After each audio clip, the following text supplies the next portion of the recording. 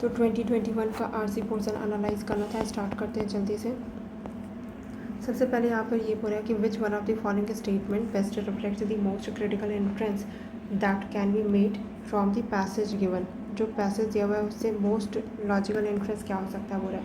सबसे पहले तो ये low intensity light has more adverse effect on the plants as compare to the high intensity light.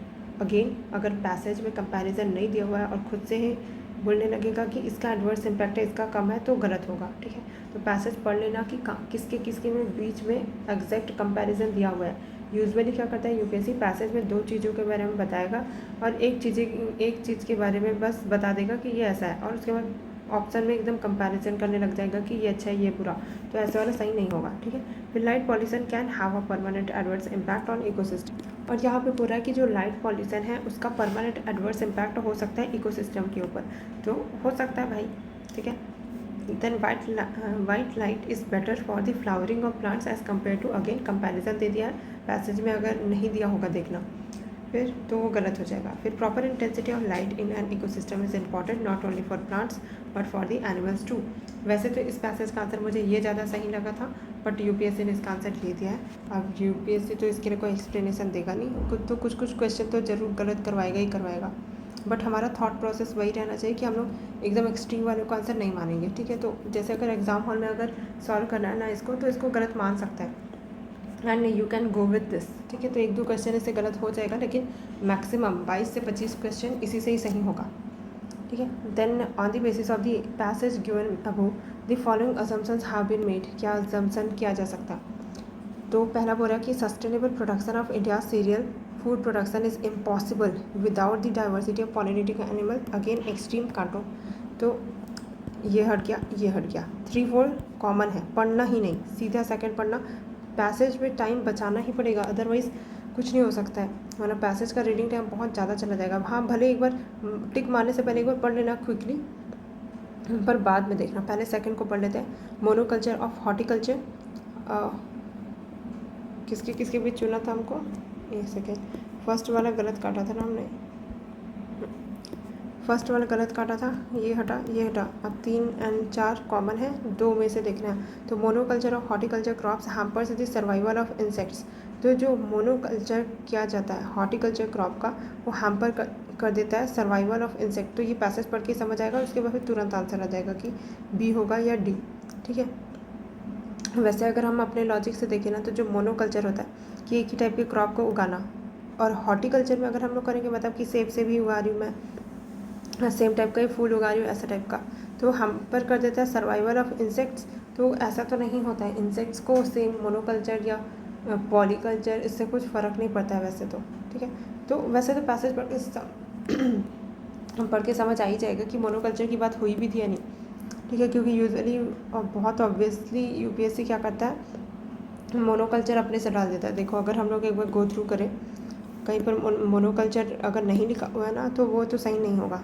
80% flowering species, pollinator responsible for the providing white energy as well as plant derivative at least 1/3 world agriculture depend on pollination. Bee है वो important taxa है pollination के लिए। Pollination is essential service that result in the intricate relationship between the plants and animals, reduction of the loss and either affects the survival of both. कहीं पर नहीं लिखा है, मतलब मोनोकल्चर अगेन। तो जब भी यूपीएससी ऐसा ट्रेडिशनल सीरियल क्रॉप को ट्रेडिशनल वाला है और क्या बोलते हैं डेवलप्ड कंट्रीज़ एंड ये मोनोकल्चर वाला यूज़ करता रहा, और जीएम क्रॉप और फोर्टिफिकेशन, ये सब पैसेज में नहीं दिया रहता और अपने से यूज़ कर लेता है वो, तो ऐसा वाला हर बार गलत होगा। ठीक है, ध्यान देना, अगर पैसेज में नहीं दिया हुआ तो वो नहीं होगा, वो कीवर्ड अपने से कैसे लेके आ गया, मोनोकल्चर है ना। Then which one of the following statement best reflect करता है क्रक्स ऑफ द पैसेज। तो क्या बेस्ट रिफ्लेक्ट करता है पैसेज का क्रक्स? तो पहला बोल रहा है कि development of the regional climate models help करता है इन choosing climate smart agriculture practice. तो हो सकता है पॉजिटिव स्टेटमेंट है, पैसेज पढ़ के गलत कर पाएंगे।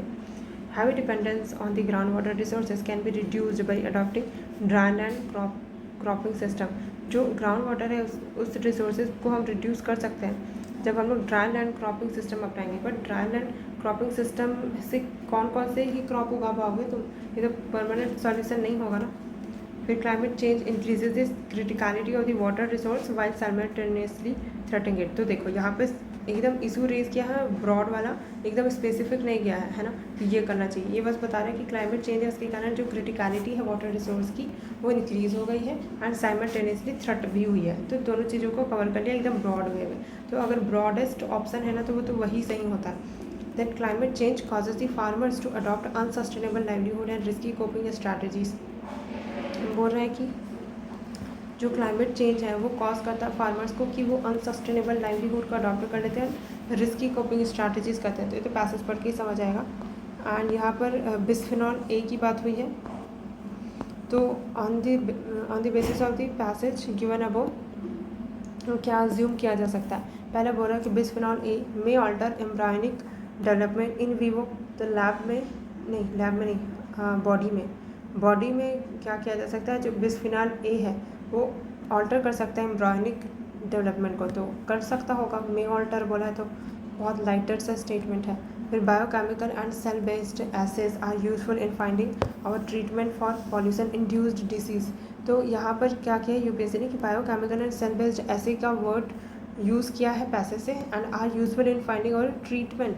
बट वहाँ पे वो उसकी बात कर रहा था कि ये दोनों है ना वो डिसीज़ है, मतलब कि कहाँ पर मैं बताती हूँ, रिसर्चर्स न्यूट्रिशनल इफेक्ट्स ऐसे वाला कहाँ पे लिखा हुआ है, सेल बेस्ड। हाँ, they use a combination of biochemical and cell based assays to examine the gene expression profile during the differentiation of a mouse embryonic stem cells upon the treatment of bisphenol A. तो examine करने के लिए था, treatment करने के लिए नहीं। Examination and treatment different thing होता है। कोई भी अगर डिसीज़ हो गई है तो पहले तुम एग्जामिन करोगे ना, और ट्रीटमेंट तो उसके बाद ड्रग्स वगैरह बनाने के बाद होगा। तो वही है कि यूपीएससी ने यहाँ पे वर्ड के साथ प्ले किया है और यहाँ पर क्या कर दिया है, यूजफुल ऑफ ट्रीटमेंट बोल दिया है। तो अगर सेम टू सेम वर्ड अगर पैसेज से ले लिया रहता है तो यूजुअली गलत हो जाता है। इसलिए अच्छे से चेक कर लेना अगर ऐसे वाले को मार्क करने वाले हो जो पैसेज से एकदम हूबहू मिल रहा है तो ठीक है, क्योंकि वो मीनिंग चेंज करके ही डाला होगा कुछ। फिर embryonic stem cells could serve as a model to evaluate the physiological effects of environmental pollution. जो एम्ब्रायोनिक स्टेम सेल है वो सर्व कर सकता है एक मॉडल की तरह, ताकि हम इवेलुएट कर पाएंगे physiological effect of environmental pollutant. हाँ, तो कर सकते हैं, पैसेज में इसे और क्लियर हो जाएगा। देन यहाँ पर फिग ट्री के बारे में पूछा है। On the basis of the passage क्या अज्यूम किया जा सकता है, fig trees can often be keystone species in natural forest. हाँ, ये तो होना ही चाहिए कि फिग ट्रीज हैं वो ऑफन कीस्टोन स्पीसीज होती है नेचुरल फॉरेस्ट में, क्योंकि अगर इसका नेगेट करेंगे हम फिर नहीं फिग ट्री तो कीस्टोन स्पीसीज नहीं है तो नेगेटिव हो जाएगा, तो नहीं, इसलिए ये सही होगा। फिर जो फिग ट्रीज है can grow whether other large woody species can not grow. तो ये पैसेज में दिया है क्या कि फिग ट्री है वो कहाँ पे ग्रो हो सकती है, तो उसके हिसाब से। और वैसे भी यहाँ पर सब साथ में तो सही है नहीं, देखते हैं अगर हमको फर्स्ट सही लग रहा है तो ऐसा सही होगा। अब बाकी स्टेटमेंट पढ़ लेते हैं। Sacred trees can have a role in biodiversity conservation. Yes, ये तो एब्सोल्युटली सही है कि जो सैक्रेड ट्रीज होते हैं, क्योंकि हम उनको पूजा करते हैं तो क्या होता है, बायोडाइवर्सिटी कंजर्व करने में हेल्प करता था। थर्ड तो सही होना ही चाहिए, थर्ड ओनली तो होगा ही नहीं, क्योंकि हमको फर्स्ट भी सही लग रहा है तो फोर्थ होना ही पड़ेगा। Fig trees can have a role in seed dispersion of the other tree species. हाँ, तो हवा से तो सीड डिस्पर्सन एकदम ईजिली हो जाएगा ना, बहुत ईजी है, तो फोर्थ तो होना ही चाहिए। तो सबसे जेनेरिक स्टेटमेंट, सबसे ज़्यादा सही होने वाले स्टेटमेंट चूज़ कर लेना, उसके बाद फिर एलिमिनेट करना ईजी हो जाएगा। फिर यहाँ पे बोल रहा है कि which of the above following practices can be compatible with agro ecology के साथ कंपैटिबल कौन सा होगा। तो जो भी अच्छी अच्छी चीज़ें होती हैं, देखो कवर क्रॉप दिया, fertigation, hydroponics, mixed farming, polyculture, vertical farming, सबसे पहले उनको चूज़ करना जो एकदम ईजिली किया जा सकता है। कवर क्रॉप, हाँ, कोई खर्चा नहीं होता, कवर क्रॉप तो हो सकता है, तो ये 1-1 तो ये हो गया। एंड देन फर्टिगेशन में तो एरीगेशन प्लस फर्टिलाइज़र और फिर वो चाहिए होगा। हाइड्रोपोनिक, मिक्स्ड फार्मिंग किया जा सकता है, मतलब कि कैटल भी उगाना है क्रॉप्स भी उगाना, तो 4 भी होना चाहिए। तो 1 और 4, और इधर तो है नहीं, तो बस 1, 4 और 5। अब देख लेना कि 5 में क्या है, पॉलीकल्चर। हाँ, ये भी ईजिली हो सकता है, तो बहुत सारे क्रॉप को साथ में उगाना, तो पॉलीकल्चर करना, जैसे मोनोकल्चर की जगह पॉलीकल्चर। तो ये तीनों चीज़ें वो ईजिली हो सकती है, क्योंकि इनके लिए अलग से टेक्नोलॉजी चाहिए होती है ना, इसलिए ये एग्रो इकोलॉजी के साथ कंपैटिबल हो या ना हो बोल नहीं सकते। जैसे वर्टिकल फार्मिंग है तो इसके लिए पूरा जो भी स्लोप है उसको कट करना पड़ता है। फिर हाइड्रोपोनिक्स है, वो तो पानी में ही पूरा उगता है, तो उसके लिए भी बहुत मैनेजमेंट है। फिर फर्टिगेशन के लिए भी अगेन, इसलिए जो सबसे ईजीएस्ट हो सकता है उसको उसके साथ पहले जाना, फिर एलिमिनेट करना। फिर यहाँ पे पूछा है कि मोस्ट क्रिटिकल इन्फ्लुएंस क्या होगा।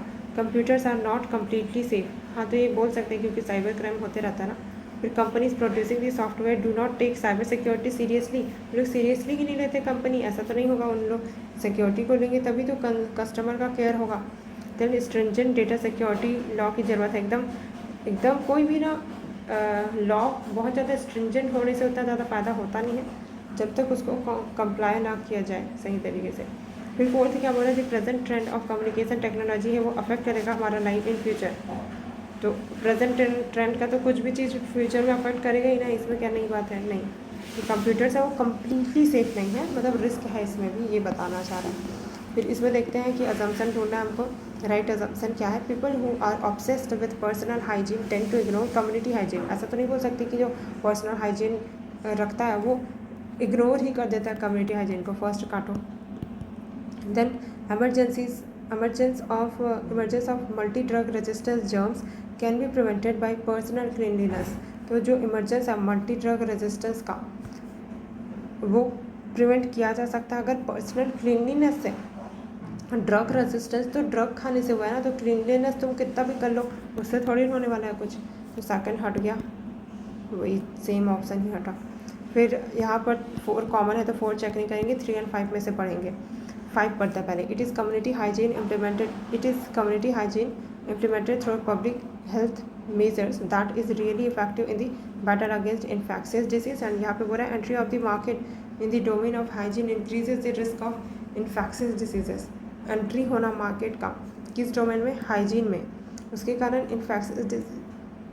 इन्फेक्शियस डिसीज़ और बढ़ रही है। नहीं भाई, ऐसा तो नहीं होना चाहिए। 5 और 4 इज़ करेक्ट। फिर नेक्स्ट पैसेज का क्वेश्चन बोल रहा है कि क्रिटिकल मैसेज क्या बताना है। India's energy decision making process है is ever more complex and interconnected है। तो ठीक है भाई कि बहुत क्या है, एवर मोर कॉम्प्लेक्स है एंड इंटरकनेक्टेड भी है। इंडिया की energy and climate policy is heavily tuned to sustainable development goal, कि हम लोग एकदम सस्टेनेबली डेवलपमेंट गोल की तरफ बहुत ज़्यादा हैविली ट्यून्ड है। नहीं भाई, हम तो SDG में वैसे भी बहुत ट्राई करें कि हम लोग करें नो पॉवर्टी, ये सब बहुत SDG गोल अगर पढ़ा होगा तो। और ऊपर से ना UPSC का ये हमेशा का ही है कि SDG गोल के बारे में बात ही नहीं हुआ होगा। देखना पैसेज में अभी पढ़ के दिखाती हूँ। India faces a challenging immediate future in energy and climate policy making.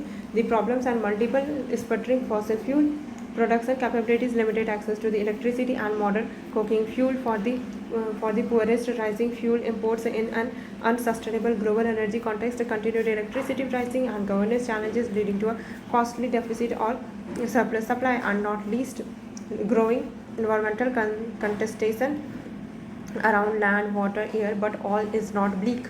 Growing energy efficiency program, integrated urbanization and transport policy discussion, inroads to enhancing energy access and security, and bold renewable energy initiatives, even if not fully conceptualized, suggest the promise of transformation। तो कहीं पर भी sustainable development गोल की बात ही नहीं हुई। और यही UPSC का हमेशा कहा कि SDG गोल ये फलाना ढिमकाना नई पॉलिसी इसको इम्प्लीमेंट करो अक्रॉस वर्ल्ड, ऐसे बोलने लग जाएगा। तो वही यही मैं बता रही थी कि यही सारे कीवर्ड है वो UPSC पैसेज में नहीं दिया है तो ये कभी सही होने ही नहीं वाले हैं। तो ऐसे वर्ड को हाईलाइट कर लेते हैं कि अगर ये पैसेज में दिया होगा तो ही सही होगा, अदरवाइज़ नहीं। ठीक है, तो इनको ग्रीन में नहीं रेड में डालना चाहिए। जैसे SDG गोल बोल दिया तो गलत मानेंगे अगर पैसेज में नहीं है तो। ठीक है, फिर India's energy and climate actions are not compatible with the broader social economic and environmental goals. तो ऐसा तो नहीं होगा क्योंकि इंडिया है एनर्जी सेक्टर में अच्छा ही कर रहा है, तो कैसे वो सोशल इकोनॉमिक एंड इन्वायरमेंटल गोल से अलाइंड ही नहीं है, कंपैटिबल ही नहीं है, ऐसा तो नहीं बोल सकते। इंडिया की एनर्जी डिसीजन मेकिंग प्रोसेस है वो एकदम स्ट्रेट फॉरवर्ड है, सप्लाई ओरिएंटेड है एंड इग्नोर कर देती है डिमांड साइड। ऐसा तो डिमांड साइड सप्लाई साइड के बारे में पूरे पैसेज में हमने पढ़ा भी, ऐसा कुछ नहीं बोला था। तो अपने से ऐसा नए नए फ्रेज यूज़ करता है ना, वो गलत रहता है, ठीक है। इसलिए पैसेज को अच्छे से रीड करना जब पढ़ो, और कोई भी अगर कीवर्ड उसमें दिखा तो उसको पहले से ही हाईलाइट कर लेना, ठीक है, ताकि कीवर्ड से भी तो हट जाता है ना ऑप्शन। देन नेक्स्ट क्वेश्चन में बोल रहा है critical message, people should avoid consuming the products of animal farming. Again कोई भी एक्सट्रीम स्टेप नहीं उठाना है। अगर कुछ भी चीज़ कहीं गलत हो रही है, जैसे कि एनिमल है उससे अगर डिसीज़ फैल रहा है, तो ऐसा नहीं कि खाना ही बंद कर दे, कंज्यूम ही करना बंद कर दे, कुछ तो उसका पहले लाइटर वे में उसका निकालना होगा, तो ठीक है। तो पीपल शुड अवॉइड कंज्यूमिंग, कोई भी चीज़ गलत मतलब कि ऐसे में तो गलत ही होगा कि एक्सट्रीम स्टेप नहीं उठाना है। Foods of animal origin should be replaced with the food of plant origin. Again तुम किसी के फूड हैबिट्स को कम्प्लीटली चेंज नहीं कर सकते, नॉन वेजिटेरियन को वेजिटेरियन में, वेजिटेरियन को नॉन वेजिटेरियन में नहीं, ठीक है। Using antibiotics on the animals should be banned. Again extreme step नहीं। Antibiotics should only be used to treat disease, तो सिर्फ डिसीज़ के लिए डिसीज़ को ट्रीट करने के लिए यूज़ करो एंटीबायोटिक्स को, तो जो मल्टी ड्रग रेजिस्टेंस है वो नहीं होगा, है ना। तो सही चीज़ों के लिए यूज़ करो तो नहीं होगा, तो प्रॉब्लम भी सॉल्व हो जाएगी और एक्सट्रीम स्टेप भी नहीं उठाना पड़ेगा। फिर यहाँ पे बोल रहा है क्या अजम्पशन किया जा सकता है, जो ऑयल प्रोड्यूसिंग कंट्रीज़ हैं are one of the reasons for the high food prices. तो अगेन जो पैसेज में क्या कंट्रीज़ को ब्लेम किया हुआ है, क्योंकि यूपीएससी यूजुअली कंट्रीज़ को ब्लेम नहीं करता है, ठीक है। तो पैसेज में अगर क्या लिखा हुआ है कि हाई फ्यूल प्राइसेस है, ऐसा बता रहा है, ठीक है। किसी कंट्री को नहीं बोला कि bad weather in the key food producing country. अब यहाँ पे भी ऐसा नहीं बोला कि फ्यूल प्रोड्यूसिंग कंट्रीज है उनके कारण हुआ है, ठीक है। फूड वाला बोला है, तो ऑयल प्रोड्यूसिंग कंट्रीज़ के बारे में बात ही नहीं हुई है, तो ये तो गलत होगा। फिर if there is a food crisis in the world in the near future, it will be the emerging economies में ही होगी। अगर फूड क्राइसिस होता है वर्ल्ड में तो देखते हैं यहाँ पर, it seems highly probable that the mass consumption in these countries, किन कंट्रीज, इमर्जिंग कंट्रीज में, could be well poised to create a food crisis. But यहाँ पे पैसेज का टोन क्या लग रहा है, इट सीम्स हाईली प्रोबेबल, मतलब क्या है, प्रोबेबिलिटी है। कुड बी वेल, तो कुड बी मतलब हो सकता है, और यहाँ पे क्या बोल रहा है, it will be in the emerging economies. तो अगेन ये गलत, क्योंकि पैसेज में पॉसिबिलिटी की बात की गई और यहाँ पे तो एकदम श्योरिटी ही हो गया है कि यही ही होगी, तो ये वाला वर्ड ध्यान रखना, ठीक है। तो इसका आंसर तो neither one not two. Then next passage का बोल रहा है कि अगेन अजम्पशन बोल रहा है, तो rising GDP is essential for a country to be a developed country. नहीं भाई, जीडीपी का बढ़ना ही ज़रूरी नहीं है डेवलप्ड कंट्री के डेवलप्ड कंट्री होने के लिए, ठीक है। तो ये तो नहीं होगा। जब भी ना यूपीएससी इसेंशियल बोल रहा है ना, मतलब कि इसका हिंदी तो चलो इसमें नहीं होगा, हिंदी वर्जन एक बार देख लेना, मैक्सिमम टाइम गलत ही हुआ है। फिर क्योंकि इसका मतलब ये हो जाता है ना कि यही होगा तभी ये चीज़ होगी, अदरवाइज़ नहीं, ठीक है। फिर rising GDP guarantees a reasonable distribution of the income to all household. ये तो हम लोग इकोनॉमिक्स में कितनी बार पढ़ते हैं कि जीडीपी राइज हो रही है लेकिन इकोनॉमिक डेवलपमेंट नहीं हो रहा है, तो अगेन गलत। फिर यहाँ पर मोस्ट लॉजिकल अजम्पशन क्या है पूछ रहा, तो क्या है most logical assumption, no man can live without adhering to some religious denomination. ऐसा तो नहीं होगा क्योंकि कुछ लोग अथिस्ट भी होते हैं। फिर it is the duty of everyone to propagate one's religious denomination. Again ये स्टेट की ड्यूटी है, ये सिटीजन की ड्यूटी। ऐसा वाला यूपीएससी का कभी भी सही नहीं हुआ है। जैसे कि लास्ट ईयर यूपीएससी ने बोला था कि पेरेंट्स की ड्यूटी है कि वो अपने बच्चों का ऐसा ऐसा करें, और भी ऐसे टाइप का खेलते रहता है यूपीएससी, तो ऐसा वाला गलत ही रहता है। तो ये ड्यूटी वाला ध्यान में रखना, it is the duty of everyone, ऐसा वगैरह, ठीक है। फिर religious denomination tend to ignore the unity of man. इसको कहीं पे ना पहले हाईलाइट कर भी देते हैं,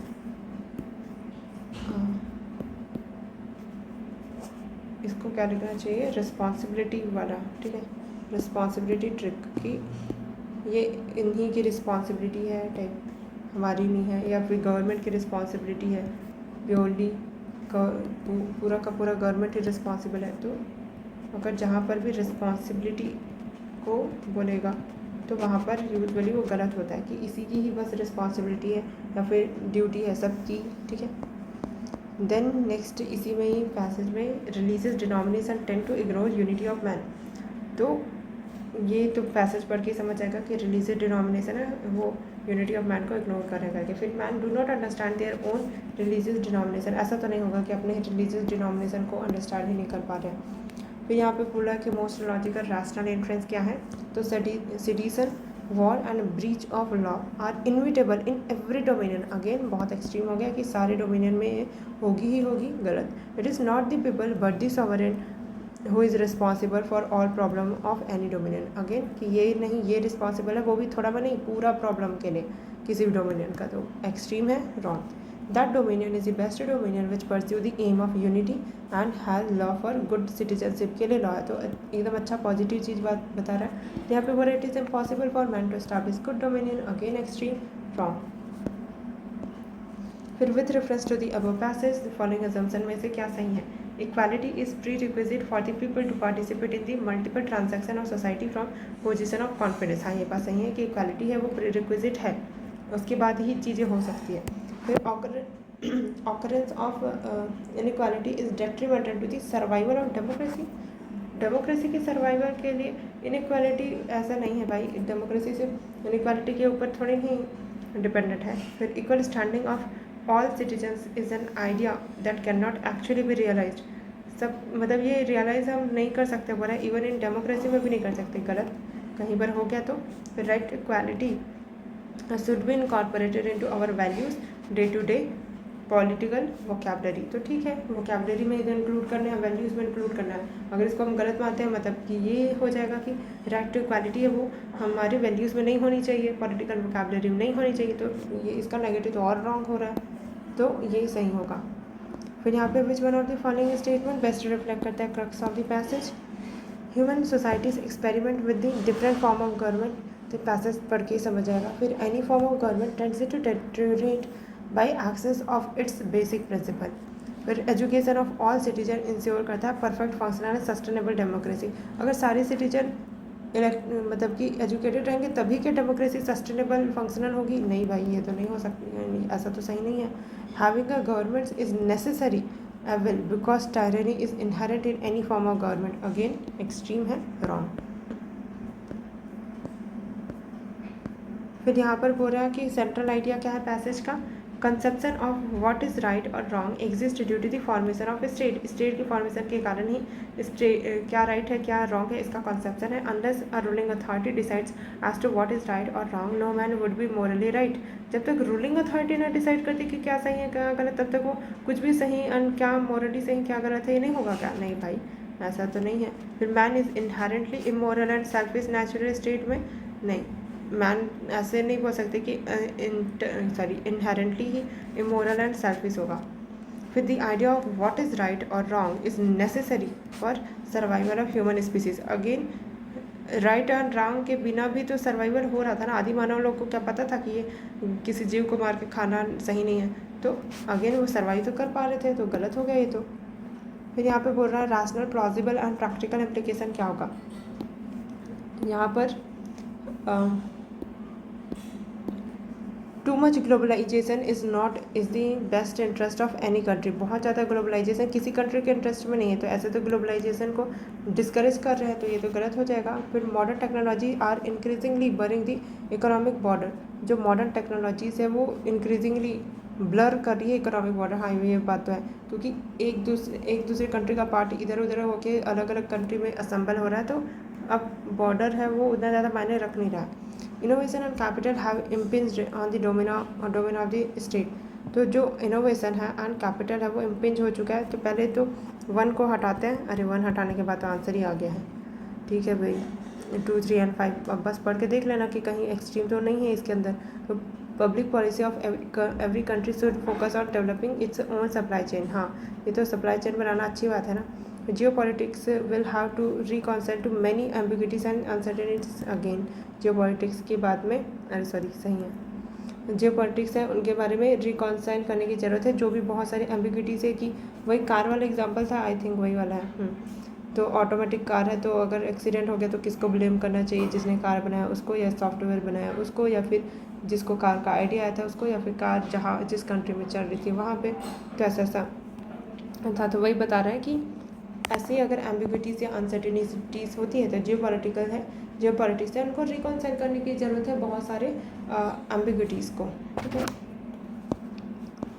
फिर यहाँ पर देखते हैं प्रैक्टिकल सजेशन इम्प्लाई क्या क्या गया है। Lending by the banks should be closely monitored and regulated by the central government. जो लैंडिंग है बैंक का उसको क्लोजली मॉनिटर करना चाहिए, रेगुलेट करना चाहिए, सेंट्रल गवर्नमेंट को बोल रहा है।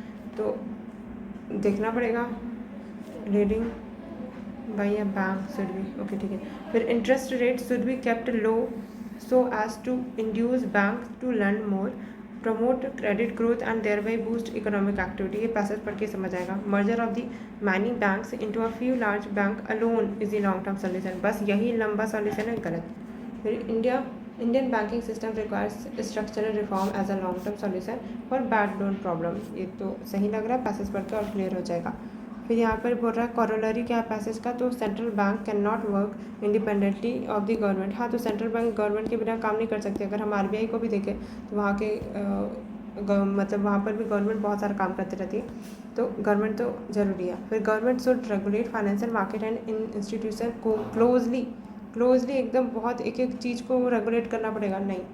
फिर market economy is not compatible with the socialist principle of the government. Again passage में बात ही नहीं हुई होगी सोशलिस्ट प्रिंसिपल की, ये कीवर्ड है। सोशलिस्ट वाले में क्या होता है कि स्टेट है वही कंट्रोल करती है प्रोडक्शन को, डिस्ट्रीब्यूशन को, ये सब। Then financial sector reform are required for enhancing the economic welfare of the people. Financial sector है उनमें रिफॉर्म है, वो उसकी ज़रूरत है ताकि हम इन्हांस कर सकें इकोनॉमिक वेलफेयर लोगों का। तो वही पैसेज पढ़ के ही समझ आएगा ये तो।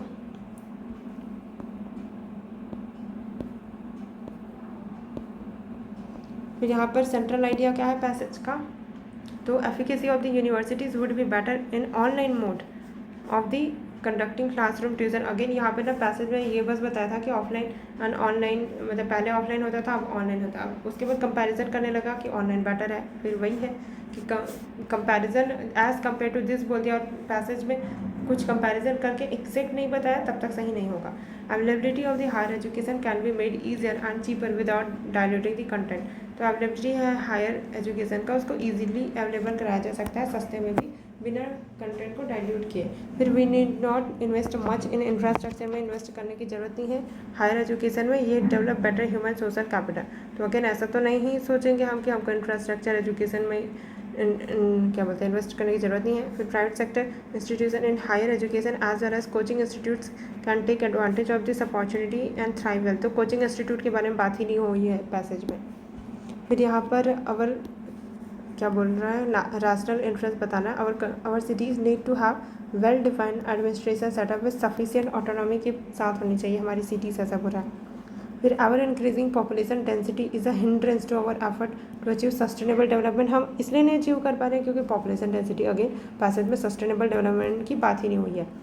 फिर to maintain and develop our cities we need to adopt sustainability related intervention लाने की ज़रूरत है। फिर पीपीपी ये कीवर्ड है, पैसेज में बात नहीं हुआ होगा तो नहीं सही होगा। देखो देखने में भी कहीं पर पीपीपी नहीं दिख रहा, गलत होगा वो।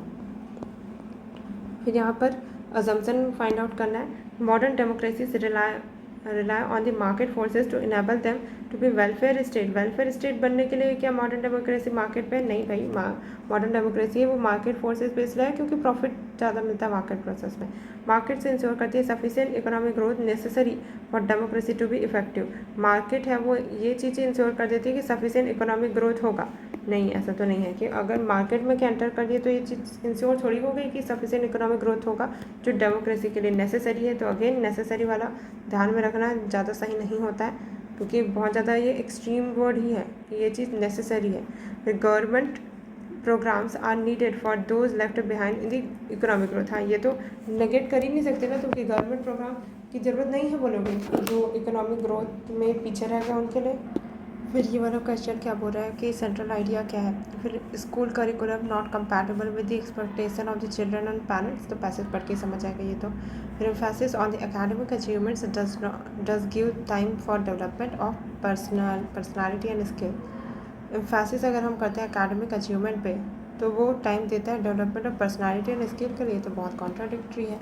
फिर preparing the children to be better citizen should be responsibility of the education system. Again मैंने यही बताया था कि ये इसकी रिस्पॉन्सिबिलिटी ऐसा वाला गलत रहता है। फिर to be a better citizen the present world order demands a societal and life coping skills in addition to academic content. तो यही तो बता रहा है कि इसके साथ साथ ये भी करने की ज़रूरत है कि एकेडमिक कंटेंट तो करो ही, साथ ही साथ लाइफ कोपिंग स्किल्स भी सीखो, सोसाइटल डिमांड को भी फुलफिल करो। ठीक है, तो अगेन यहाँ पर हमारा जो लॉजिक था ये वाला कि वो वापस से रीइंफोर्स हो रहा है कि this is the responsibility of education system. तो रिस्पॉन्सिबिलिटी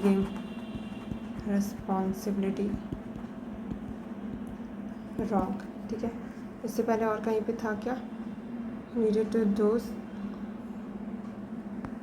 ठीक है, फिर आगे देखते हैं विच one of the following statement best sum up करता है पैसेज को। वेल्थ जनरेशन इसी प्राइमरी मोटिव है किसी भी ह्यूमन इंटीरियर का, नहीं ऐसा तो नहीं होगा, इतना लालची तो नहीं दिखाएगा ह्यूमन को। फिर space, whether space in solar system और interstellar space will govern our future economy. Passage में देखना कि इन सब की बात हुई भी है या नहीं। ठीक है, फिर human beings are motivated to explore new frontier principally by the economic consideration. फिर wealth generation is based on the risk taking behaviour of some man. तो पैसेज पढ़ के ही इन दोनों के बीच में आंसर ढूंढना जाएगा।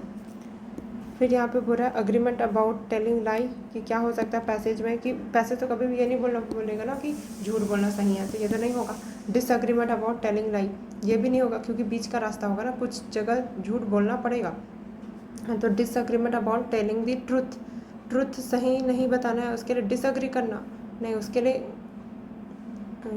अगेन ये भी नहीं होगा। फिर disagreement about the harm in telling the truth, disagree कर रहा है कि जो हार्म होता है ना ट्रुथ बताने से, उससे।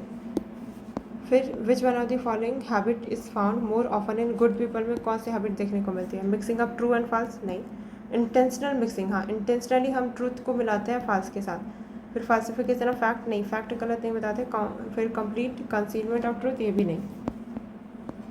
हाँ, इसके साथ ख़त्म। फिर 2020 का करेंगे जल्दी से।